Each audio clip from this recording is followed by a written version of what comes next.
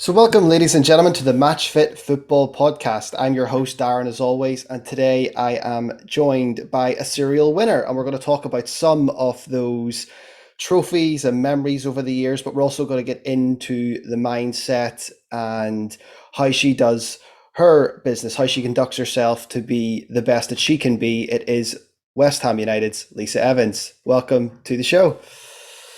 Thanks for having me on. Delighted to have you here. And just before we went live on the air, I did make reference to your first international goal. It was against Northern Ireland, and we will forgive you because you've agreed to do this podcast. So, talk to me a little bit about this season so far. You're a Scottish international. You're playing at West Ham. You've previously played in Germany, Arsenal. The list is endless. You've won trophies pretty much everywhere you've been. How's this season going for you? Yeah, obviously it's been kind of up and down. It's been a lot different to being at Arsenal because obviously Arsenal is one of the top clubs in WSL history. They've been historically one of the best teams in women's football. But it's been good. Like it's been an adjustment to say the least. But like obviously playing a new system, playing with different girls, playing a different style of football if you like, with a lot more defending. And just games that can go either way. Really, it's you have to be at your best to win, and it's been really enjoyable. I've enjoyed it. Played a lot of different positions this season. On left wing, on right wing. I'm now playing as a number 9, which is new to me. I've not done that in years, so that's been good. I've really enjoyed it so far. As much as it's new and it's different for you, do you enjoy that challenge? Different positions and trying to learn different ways of Yeah, playing. no, without a doubt. Yeah, even at Arsenal as well, I was kind of getting chopped and changed, like right wing, right back, left wing. So yeah, I quite like obviously having the versatility. It would be nice to nail one position and get good at that, but it's also nice to mix it up a bit, I guess. I mean, no game's ever the same, and especially not for you if you're playing, in various positions all across the pitch, and obviously everything that comes alongside that in terms of the training and the preparation. But I want to touch a little bit on your journey, especially, where you are now. Growing up, was the goal always to be a professional footballer, or was this, was it a hobby, something you enjoyed, something you were good at that you took very serious at a certain point? Tell me a little bit about getting into the world of professional football. Yeah, I think obviously when I was really young, I loved football. I was obsessed with football. And I kind of just thought like, oh, I'd play in the men's league. Like that was just like kind of my attitude. I just thought, yeah, there's not really women's football didn't really exist professionally. So it was never really a dream like to go and play professional women's football. But I love football. I was obsessed with it.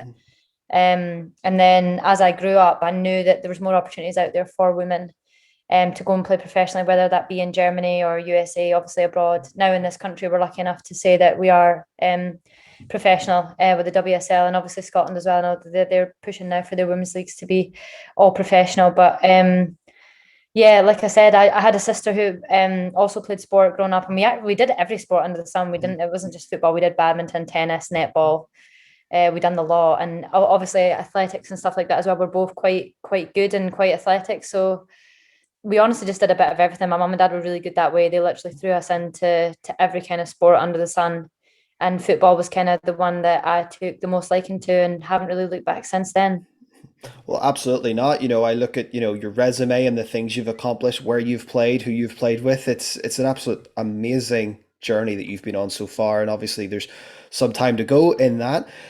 When you look back at where women's football maybe was when you started playing in it to where it is now, like tell me about that side of it, the development of women's football, how big it's getting, this level of support that's coming in. You talked about Scotland going professional and things like that. How important has that been for you on your journey to see the growth of the game, probably alongside, your own career, growing as well? Yeah, no, it's been crazy. I think I was lucky enough to play at a really good club in Scotland, Glasgow City at the time, who were pretty much, although they weren't professional in terms of money and financially being able to pay us, we still had to pay to play football back then. We were very much like run professionally. We had a really good coach, Eddie Velicky Black, who's obviously from the men's game as well, but still in women's football now, I think, or is he? I'm not sure, but really good coach, top level. And like I said, they did everything to push us in the right direction. And I remember we used to train like 4 nights a week, which was massive for us. We were the first team in Scotland to do that.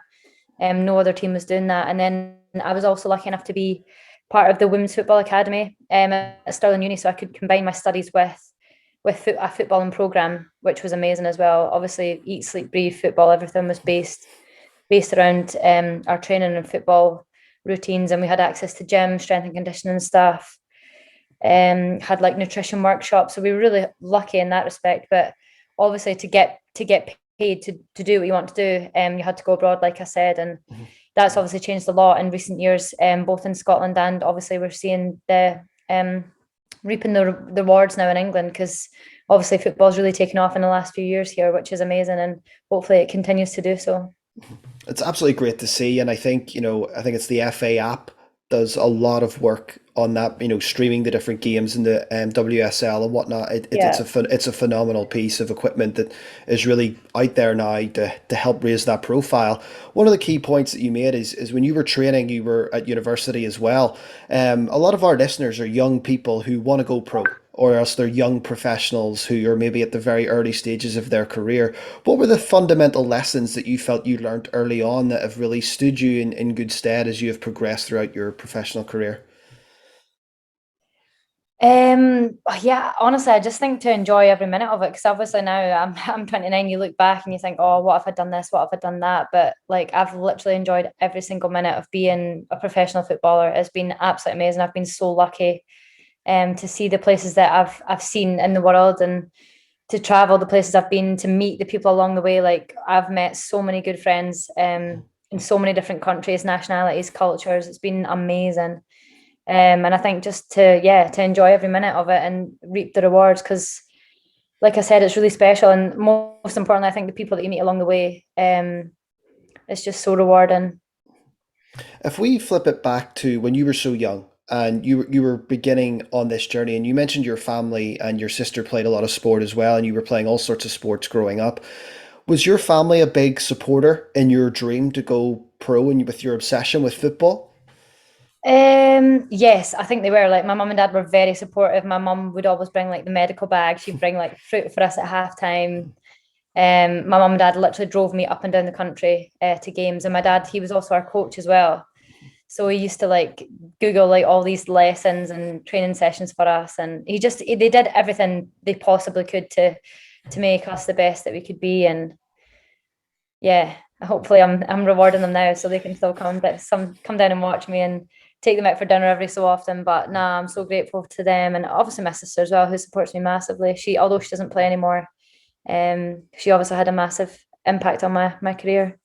That support system, it's really integral, I think, Yeah, huge. for any player just to have that, whenever things are tough, whenever hard days happen, you've got people there who love you, who support you, who push you on to continue to chase your dreams. And part of chasing your dream involved you going to Germany to play. How did that come around, and what was that like for you, to try a new culture, new country, and figure it all out, I assume, as you were going? Yeah, no, it was mad. In all honesty, it happened really quick. So basically, when like I said, I played in Scotland for Glasgow City, who at the time were the best team in Scotland, without a shadow of a doubt. Still are now today. Um, and yeah, we were playing them in the Champions League. We actually got beat in the first game 10-0, and then we got beat 7-0 in the second game. So it was obviously Champions League football, very naive going into the game, thinking, yeah, we can compete with this team, but literally one of the best teams in the world. I don't know if they won Champions League that year, but they've won it previously. Massive club, Turbine Potsdam, German club. And then they just saw me. I don't know what they saw, but literally, like I went with my dad for a trial there in the January. I think I was there for like 5, 6 days. It was absolutely freezing cold. I still remember it, like -17. It was literally the coldest I've ever been in life. And it was a weird trial. It was just a bit like iffy. Nobody was really like talking to me, and there wasn't a lot of communication. And then we kind of just left and thought, okay, well, it was nice to have a trial here, but we didn't really think anything of it. And then a couple of months down the line, they offered us like a contract to go and play over there for the next 2 years. So I was like, right, this is something that I absolutely need to take with both hands. At the time I was at uni, I was kind of halfway through my degree. I had to defer all that and literally just dropped everything and dived right into the deep end, obviously to Germany, and got stuck in about the language, got stuck in about meeting new people, making new friends, being the best that I could be on the pitch. And yeah, that was it. I'd say like just yeah, it was mad. It was absolutely mad. It was a whirlwind. The first couple of weeks I'd Skype my mum and dad like all the time because I was missing them and stuff. But um after that, I settled in really quickly. There was a lot of other foreign girls there from like the US, from Sweden, from all the different countries in Europe, and it was a really special group. And I loved the time there that I had. I spent 3 years there, and then I moved on to Bayern Munich after that. But no, it was a really, really good move. And yeah, when I look back, I think I'm really proud of myself for making that step and starting the whole process off. I think it is. It's such a big opportunity to jump at. And as you said about deferring even university, especially at that time, that was maybe seen. Maybe people thought it was crazy. Maybe people thought it was nuts. Maybe other people thought this is great, chase your dream, go for it. But it's been proven to be an absolute blessing, a great decision from your own point of view, to make that decision and go. And then the move to Bayern Munich. And it's interesting because I was watching a documentary about Bayern Munich on Amazon yesterday, and I think it was Sane made a point that he struggled a bit when the pressure was on, the pressure of such a big club. Tell me about your experience at Bayern and tell me a little bit about the pressures that a professional footballer can face and how do you overcome those? Yeah, I mean, I never really felt the pressure. Like, obviously, I did. You obviously feel the pressure every game that you go into. But from my side of things, like, obviously, to be fair, the women's and men's side were very much affiliated. I know that we celebrated when we won the league together and stuff like that. But you never really got that big team buzz, I'd say. Like, it sounds a bit, yeah, yeah. I don't know. Just we didn't really have that buzz, I would say. We had like I said, it was very much separated from the men's side of things. We had our own training complex, although they are now together. It was very much separated. Um, and you didn't really get that Bayern Munich vibe, although we wore the kit and we wore all the stuff and we had like meetups with the guys and stuff like that. It was just still very much separate in the way that they done things. So obviously it was still a lot of pressure going into games, but I would say not as much. Interesting to hear that, and hopefully that's something that you mentioned they're training together now and in the same facility. You really hope that that's something that's improved as the game continues to grow and to develop. Is that relationship between both the men's and the women's side and how the club views that and operates on in that capacity. When you came back to England, then you obviously signed for Arsenal, one of the top teams, and you had a phenomenal experience at Arsenal. What was that like coming back? I wouldn't say home because I know you're Scottish, but back to the UK anyway. How did To you be fair, find I it? would say home. I would, yeah, no, obviously I'm Scottish through and through, but like I would say it was still home. Like I Mhm. could see my mum and dad a lot more often. I could see my sister coming down.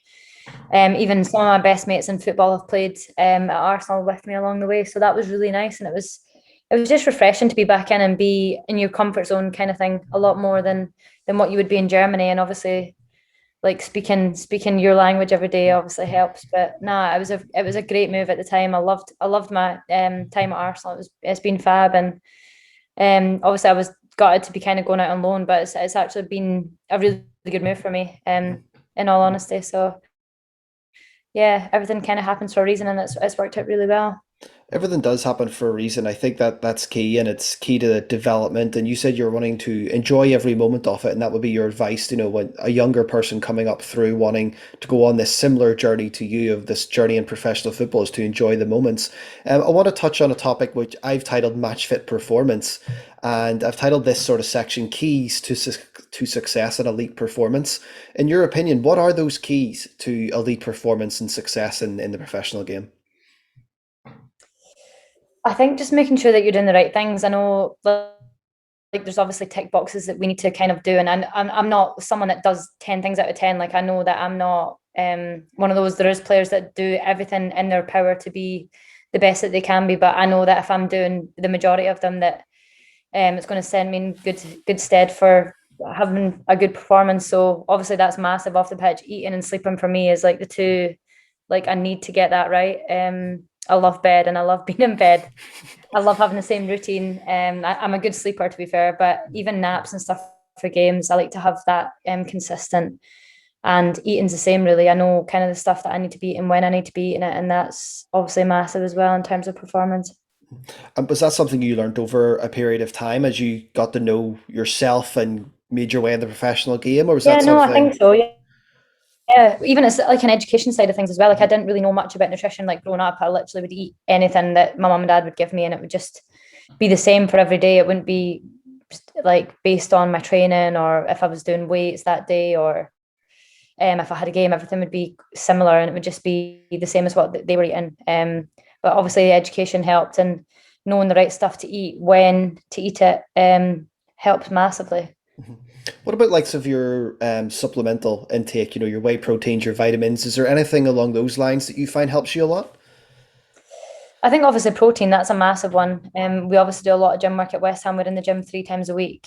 And this week actually we're gonna go into a 3 game week. So it's literally just hitting as much protein as you can right now.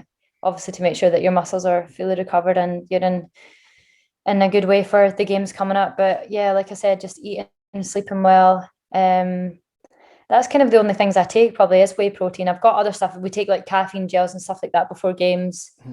I take a few vitamins, omega 3s, like vitamin D and stuff because winter obviously. But other than that, like it's quite yeah, I'm pretty basic. I try and get all of my nutritional goodness from food if I can for the most part. And to give me an example of a typical pre-match meal or pre-training meal and something you would have after a game or training session. Yeah, obviously kickoff dependent. Predominantly our games. So the game the other night, we had a late kickoff, but predominantly it is kind of 12, 2 o'clock in the afternoon. So I normally have like kind of two meals. Obviously if it's 12, I'll probably have one big breakfast. But yeah, I always go with like a porridge, banana, some fruit, some whey protein, shove that in there. Maybe some seeds or nuts, something like that. And yeah, a bagel probably more often than not, with whatever on it. And then obviously, like if it's a night game, then I'll just be topping that up with some pasta or some like a stir fry or something like that. Just carb overload. What about post game? Would you have a big sort of meal or dinner or anything like that after a game? Again, yes, I do struggle to eat after games, which is annoying. So obviously the protein is massive. We always get the little protein shakers after the game because that's obviously a massive part of the recovery and trying to get it in that window as quick as you can after the games. But like I said, I do struggle to eat after the games, especially if it's a night kickoff as well. You're talking having a meal at like 9, 10 o'clock at night. It's not ideal, but you need to just get it down you. And to be fair, I'm not fussy after games. I do tend to have a little bit of a not like a cheat day, but like just something that I enjoy, something that I'm gonna enjoy eating. So yeah, whatever that is. Is that one of the hardest parts of being a professional footballer and a professional athlete is sticking to a diet all the time? You've mentioned that after a game you like to get something you really want to enjoy. Is it difficult to stay on that straight and narrow, so to speak, of, just quality food all the time? I don't know. I don't think so because obviously you know how important and how beneficial it can be. Like I said, I'm not the most strict person. I still like to enjoy food. I love cooking, and I'm not too strict on what I eat. I've not got like a set routine that I stick to. It's kind of just whatever I think tastes good, and I know that'll do the job for me. Come into the game. So How about recovery? So day after, you've 3 games this week. It's going to be vitally important that you are ready and your body is sharp and there's no way to get it out of the way sometimes of aches and pains when you're just playing so often. But what would you do to help aid your recovery? Do you have any particular tricks or insight that you feel help you? I wouldn't say there's not like in particular. Obviously, we do a lot of ice baths and stuff. I don't really know if they work, but I like the feeling of them. They say that they obviously help you sleep better as well, obviously lowering your core body temperature. But I think other than that, really, it's just kind of you do the foam rolling, and you do like a spin out on the bike. Obviously, everyone's got different routines for kind of what they like. Had a massage today, and like I said, just continually just eating as much as you can and getting as much sleep as well. One of the big components of being a professional footballer is obviously training. You're doing training every day, you're doing gym work and stuff like that.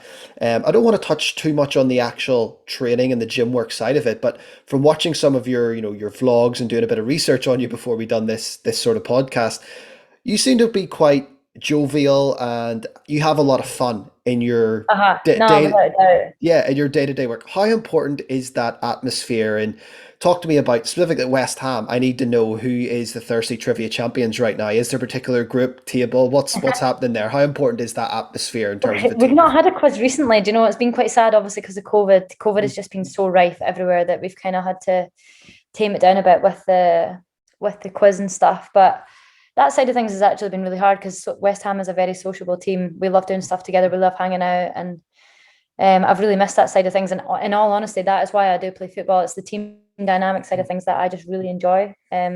Obviously football's great as well. I love football, but yeah, I love that side of things. I love being bonded with the girls and the staff as well. It's just such a good group of people, all kind of pushing for one collective goal. Yeah, it's something really special. So In terms of all your different achievements, you've won trophies with Arsenal, you've won trophies in Germany, you've won trophies up in Scotland, and now you're at West Ham as well. How important is that atmosphere in and around the team in terms of being successful, whether that be winning trophies or attaining a certain league position? How vitally important is that? oh yeah, no, it's absolutely massive. You need that cohesion and the trust, without a doubt. If you all want to be on the same page and just making each other the best that you possibly can be, you need that.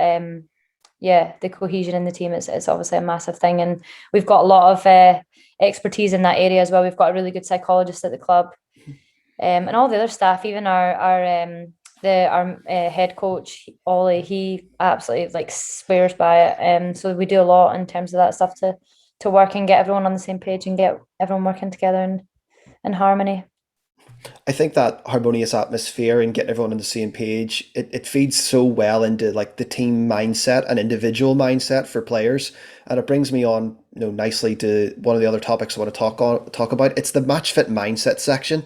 I don't know about the how important is it or how vital is it that you have not only a strong mindset, but you are determined and you realize and you know what's going on at all times. How important is that mindset to achieving your goals as a professional footballer?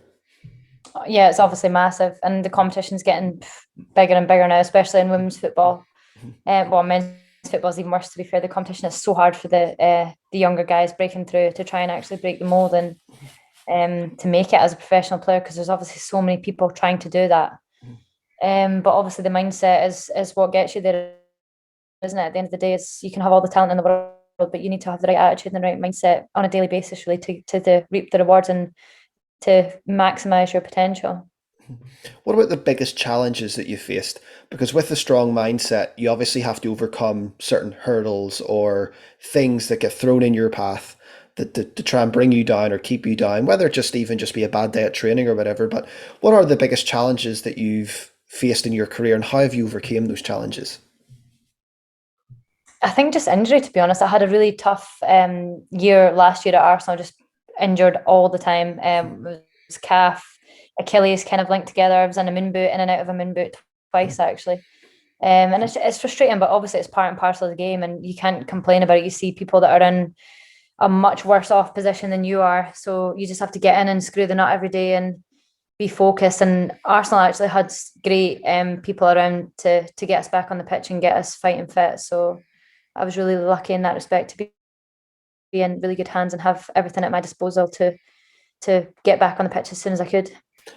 See, when you're injured and you're trying to come back and you're trying to get through all the different steps that it takes to get back, does your confidence ever get rocked? Or is that very concrete that you're okay and you know it's just a matter of time? No, without a doubt. Yeah, no, without a doubt. Especially when you see the team potentially doing well or the team's struggling and they need you back. Like you can feel pressure to be back quicker, or you can come back and think, oh, I'm not going to be at the same level. Like it is tough being injured. It's you're very isolated as well from the team, so you miss a lot of the stuff that's going on, which is difficult at times. But I've always kind of been lucky enough, not lucky enough that other people have been injured, but just lucky enough to have other girls around me to push me and support me, because that's obviously a massive thing in any team sport.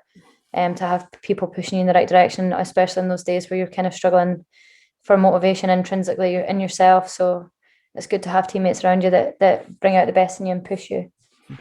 Speaking of motivation, what is it that motivates you every day? To put in the work, to put in the work and the diet, to make sure you're going to bed on time, to make sure Honestly, you're it's my everything. teammates. Yeah, it's just my teammates knowing that they're doing the exact same for me. Um, yeah, to know that I'm doing everything in my power to be the best I can be for them and to bring the best out in their performances. I know that they're doing the exact same behind closed doors as well. So you owe it to each other to do that. And yeah, like I said, that just brings out the best in each other, and it makes the team click, doesn't it? There's something you mentioned earlier when you were talking about, your time up in Scotland and you played in the Champions League and, you lost those two games and it was probably hard at that time to lose those two games. But when you're playing against a team who is perhaps heavy favourites or favourites, When you're going away to Chelsea for talk's sake, or you're going this season, to play your teammates at Arsenal, your ex-teammates, how do you deal with that expectation, and how do you deal with that? Is there some type of pressure there, or is there an excitement to go and let's upset the apple cart here? What's the difference in mentality from those games to perhaps a standard, if I can use that word, home game where perhaps you're expected to win, or a team that you're closely rival to? Yeah, obviously, like the expectation is there. It's obviously different as well for Arsenal. Like I said, playing for Arsenal, you go in with that expectation on that you are going to win every single game, and it just be kind of comes. It's just something that it's just that's the standard. That is the gold standard that you need to be setting. And if you can reach that standard, you're going to win the game. So that's obviously been a lot different at West Ham. You can be playing really well and you still might not win games. Whereas at Arsenal, obviously, it was just literally sometimes you just step onto the pitch and you just know that you'd win a game. Whereas obviously West Ham is different in that respect. And we're grinding out a lot more results and having a bit of luck here and there to get over the line at times. But obviously, I think sometimes that makes the win even sweeter. And obviously, playing with Scotland as well, it's similar.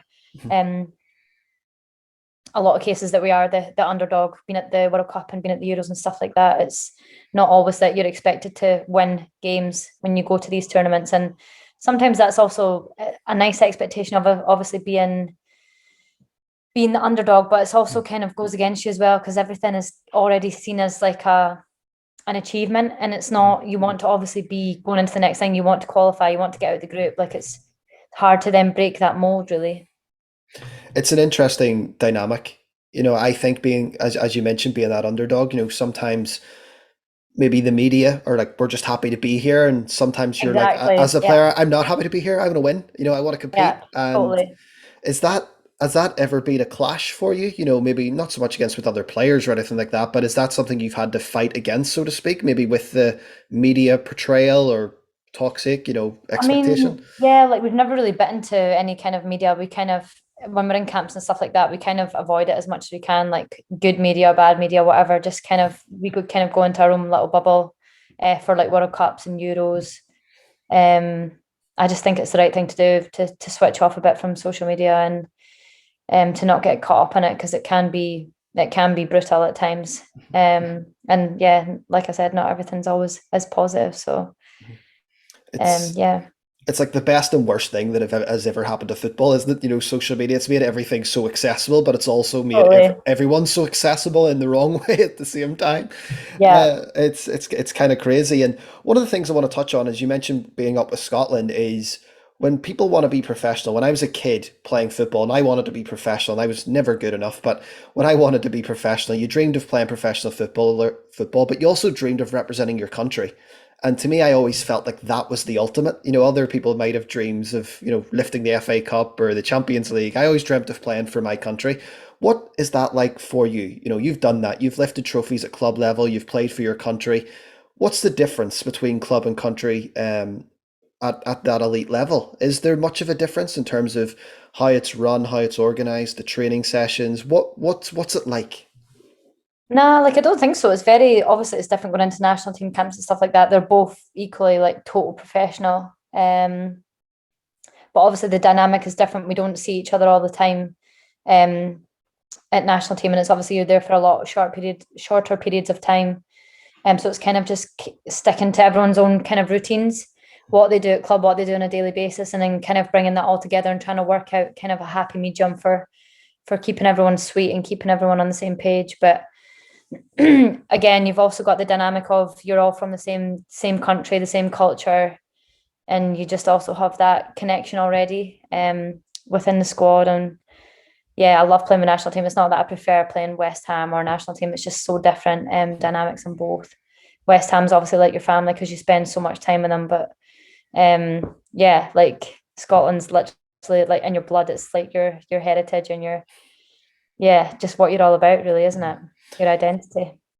I don't know what for you, but like, I just feel like it would be so special. I've played in a fan game for Northern Ireland and I felt special, I can only imagine what wearing that kit is like, at a competitive level, at the top level, the top of the game. It's almost that affirmation that you're one of the best in the world, in your country, at what you do. And I think that is such a unique, cool experience. And I think it's an amazing achievement. I really do, for anyone that's able to do that. Yeah. For any of our listeners listening to this that want to go out and be professional, want to go out and represent their country, I think a story like yours, where you've grown up obsessing about football and you've lived your dream and you've worked incredibly hard to do that, it's such a nice, I think, caveat, for people to look at and say, oh, I want to do that. I want to do that. I want to chase that dream. And I think it's really, really interesting. And I think just as we begin to wrap this up, what about goals? What about goal setting? Do you set yourself many goals? And if so, how We do you do achieve as a those? team, yeah, no, yeah, we definitely do. Obviously, goal setting's massive to have kind of, I'm more of a short-term goal kind of gal because Mhm. I just don't like looking too much into the future, to be honest with you. It's just I do obviously have longer term goals, but I much prefer having short term goals that I can kind of do on a weekly, monthly basis. To kind of keep myself ticking over and to keep myself motivated. It's obviously a massive part of um being a professional athlete in any sport really. And we do a lot of work on West Ham as well as a collective and individually. So It's interesting to hear how different people set goals, and just if they're short term, long term, etc. I think with social media, we slightly touched on it earlier. People are very short term focused, especially fans. If we're not winning this week, the world it's a crisis. I feel like that's kind of a yeah, theme on it social can turn media. very quick. Yeah, absolutely. And I think the short-term goals, what you mentioned there is vital, just seeing progression and achieving those and giving yourself a sense of achievement as you progress throughout a season. Another thing I like to ask every guest that we have on, and this can be quite a comical answer or can be quite a no, plain answer, just depends on the person. But I want to know, do you have any superstitions, any rituals prior to a game that you do? Not really, to be honest, not at all. Like I just like to listen to like good music and that's about it really. There's nothing really else that I do, to be honest with you, that's like consistent. I would say obviously we've all got like our routines and stuff that we like to do, but there's nothing like superstition wise that I would say. And this season, obviously, you're with West Ham. How do you feel about how your season's going so far and how you want it to finish up? Yeah, I think ourselves, we've probably been a bit disappointed, to be honest, because I know that there's been games that we've kind of let points slip. We've been in winning positions, and I think the games that we have been in winning positions from when we've let points slip, we could have been way further up the table than what we are right now. But we're sitting mid-table. Obviously, West Ham last season were in the relegation battle, so that's obviously a massive turnaround. But when I see the likes of the teams that are in and around us, I think we're more than capable of pushing for a Champions League place. And that is in God's honest truth. That's what we believe and want. And I don't think that's out of reach. I think that's very much achievable for this team. Potentially not this season, but hopefully in seasons to come. Yeah. Well, it's interesting to hear that, and I wish you the best in that. And obviously, good luck for the rest of your season and West Ham season, and be interested to see what you do, in the next couple of years as well. With Scotland, with West Ham, with potentially Arsenal, wherever you decide to go next. I'm really excited Yeah. to follow on, and you've lifted quite a number of trophies, and I hope to see that continue, as your career, continues. Just for our listeners, where can they find you on social media if they want to follow along with your journey and see what you're up to? Good question. I think my tag is Lisa Evans underscore 17. I think that's what it is on Twitter, on Insta, and stuff like that. So yeah. Well, listen, Lisa, That's this has been great fun talking to you, great insight into how you do things and what's going on in your career so far. I want to thank you for your time, and we're excited to see what happens. So, thank you again for coming on the show, and good luck for the rest of the season. Thank you very much. Thanks for having me on.